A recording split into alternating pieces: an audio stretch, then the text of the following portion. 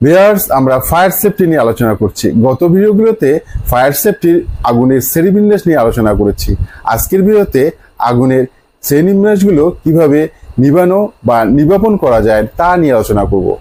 শ্রেণী এ বা ক্লাস এ, কঠিন পদার্থের আগুন নিভানোর মাধ্যম বা নিবাপনের মাধ্যম। ফায়ার হোজিল দিয়ে পানি স্প্রে আকারে, ফগ আকারে এবং জেট আকারে বহনযোগ্য রাসায়নিক অগ্নি নির্বাপন যন্ত্র, ওয়াটার টাইপ, কার্বন ডাইঅক্সাইড এবং ডাই কেমিক্যাল পাউডার। আগুনের ঝুঁকি অনুসারে স্বয়ংক্রিয় sprinkler, hydrant, drain chart, hose reel ইত্যাদি স্থায়ী অগ্নি নির্বাপন ব্যবস্থা।